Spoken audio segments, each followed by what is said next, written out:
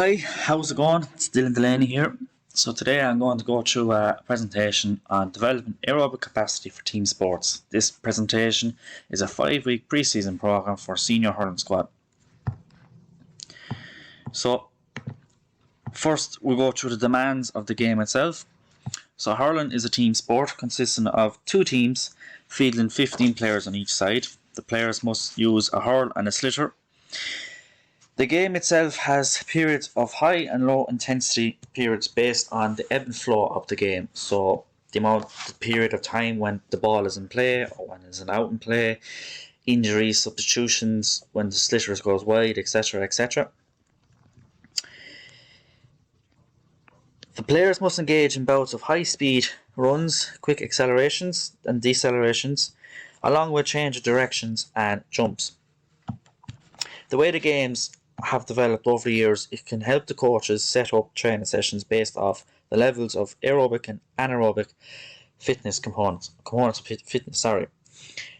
In recent years, small-sided games are now being implemented into the training sessions.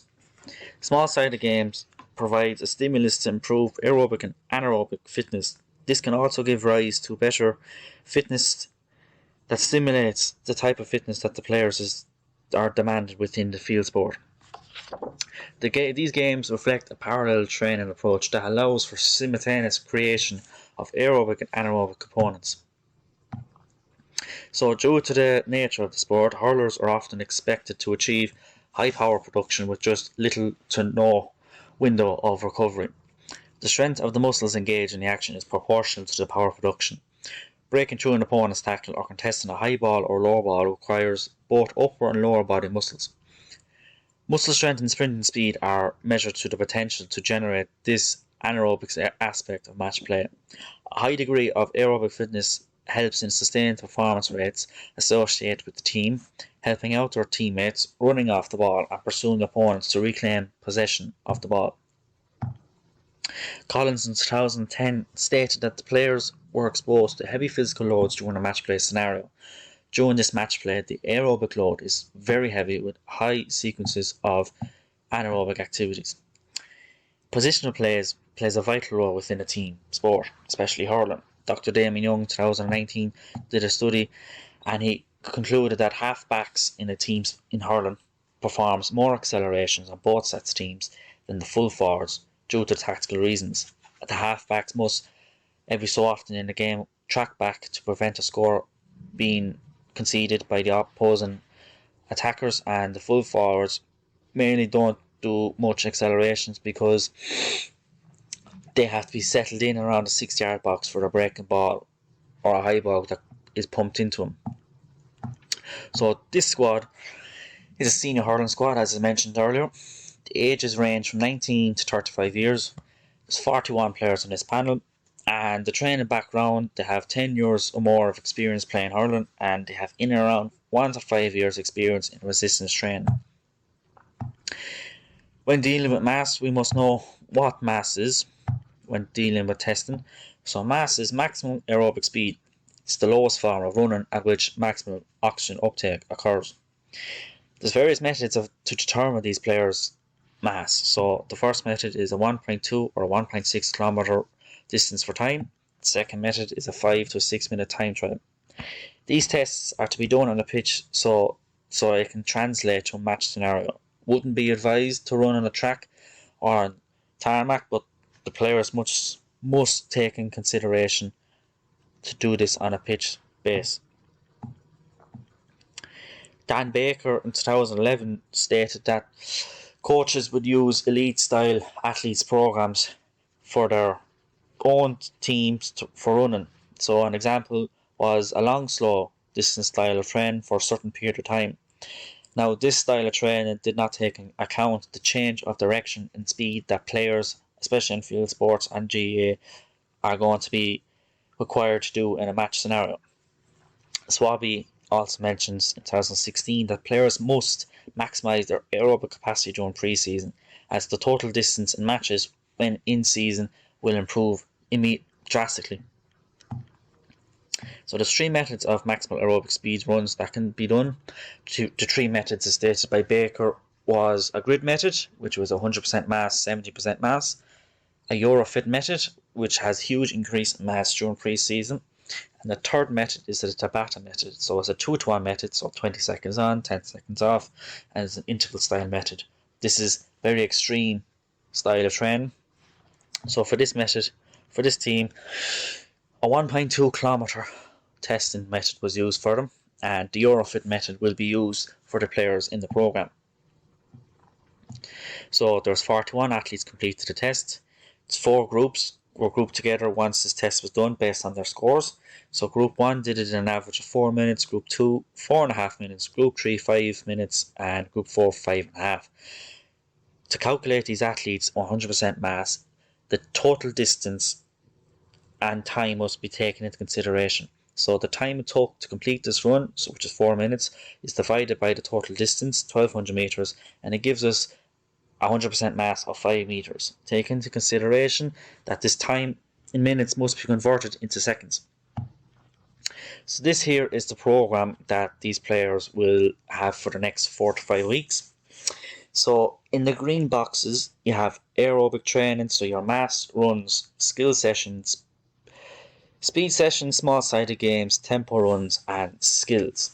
So the mass runs, the players based off their testing results. So for example, group 1 will have to run 83 meters within the 15 seconds time limit. So week 1, the sets and reps will be 3x8, week 2 3x10, week 3 we decrease the reps but increase the sets, so it'll be 4x8. Week 4 is a deload week, so the intensity will stay up but the volume of the workload will decrease, so 3x6.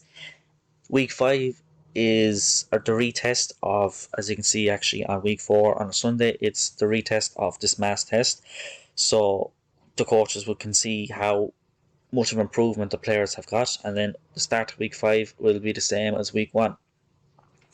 The Russians is another form of aerobic runs that the players can do in their training. So this is a 200 meters runs at 100% mass, and they have a 50% mass recovery. So take an example, one group is a 5 meters per second. So to find out what the Russians is, we divided the meters per second by the total distance. So they'll be running for 40 seconds of their 100% mass, and recovery is 20 seconds off. Speed sessions, so this will just be mainly sprints. So the players will run out 10 meters sprint by 2 times. So this is out 10 meters, back in 10 meters, out 10 meters and back again. So they're covering 40 meters in total in this session. So they'll be asked to do 6 runs, which is 1 set in total, 3 to 4 sets, and 3 minutes rest after each set. So this is quite taxing on the body. The next style, as you can see, is a tempo run. So this is done at in around 70-75% of max effort of their total. So this is an interval style conditioning. It helps robust the hamstrings, for especially coming into the new season, because we don't want the players to have any hamstring injuries, so it'll strengthen up the hamstrings. It's an aerobic style train, and this helps the players focus on their accelerating technique. So this can be a 1-to-2 or 1-to-3 work to rest ratio. So it could be 20 seconds on and 40 seconds rest. So 6 to 8 runs is 1 set, and then it'll be 3 to 4 sets overall with 3 minutes rest. So in week 1 they'll be doing 80 meters, week 2 90 meters, by week 3 we'll up it again to 100 meters, and then obviously week 4, the deload week, we'll drop it down to about 70-75 meters. Now going on to the small sided games, as I said earlier, it's more common to see this in training sessions.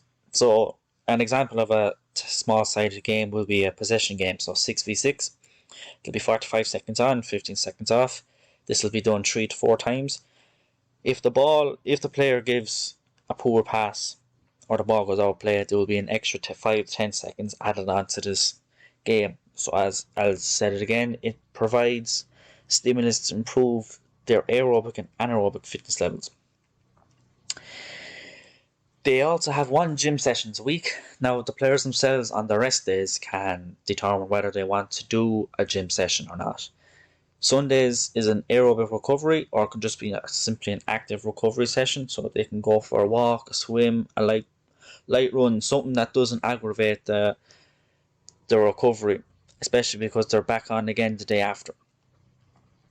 So week 4 is the deload week, as I said earlier, so everything is dropped down. The intensity will stay up, but the volume of the session load will decrease, because as you can see on the Sunday it's a retest time, so we don't want these players to be overly fatigued going into this retest. And to monitor these players' session load, so we use an RPE, so the rate of perceived exertion.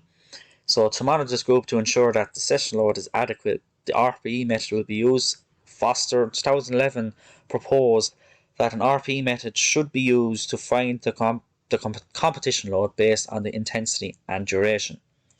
So example, so the duration could be 80 minutes. The players could have an average or mean of an RPE of 5, so the total load is 400 AU units. So this is the references. So that's the end of this presentation. Thanks for listening.